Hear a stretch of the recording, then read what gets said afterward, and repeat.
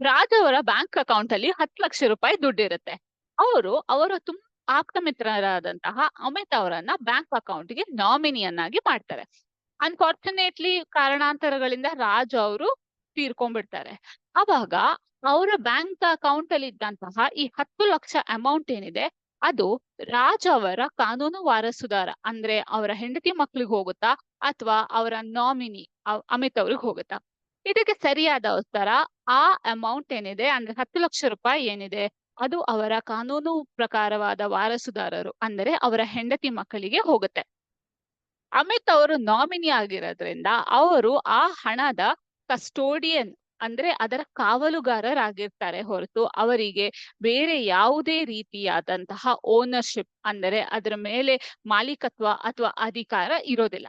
ಅವರು ಆ ಅಮೌಂಟ್ ಅನ್ನ ಕಲೆಕ್ಟ್ ಮಾಡಿಕೊಂಡು ಅದನ್ನ ಅವರ ಕಾನೂನು ವಾರಸುದಾರರಾದಂತಹ ಅವರ ಹೆಂಡತಿ ಮಕ್ಕಳಿಗೆ ಅಥವಾ ವಿಲ್ಲಲ್ಲಿ ಅವ್ರು ಯಾರಿಗಾದ್ರೂ ಆ ದುಡ್ಡನ್ನ ಬರ್ದಿದ್ರೆ ಅವರಿಗೆ ನೀಡುವಂತಹ ಜವಾಬ್ದಾರಿ ಅಮಿತ್ ಅವ್ರದ್ದಾಗಿರುತ್ತೆ. ಈ ಹಣವನ್ನ ಯಾವುದೇ ಕಾರಣಕ್ಕೂ ಅಮಿತ್ ಅವರು ನಾಮಿನಿಯಾಗಿ ಅವರ ಸ್ವಂತ ಉಪಯೋಗಕ್ಕೆ ಅಥವಾ ಅವರ ಓನರ್ಶಿಪ್ಗೆ ಅಂದ್ರೆ ಅವರ ಮಾಲೀಕತ್ವಕ್ಕೆ ತೆಗೆದುಕೊಳ್ಳುವ ಹಾಗೆ ಇಲ್ಲ.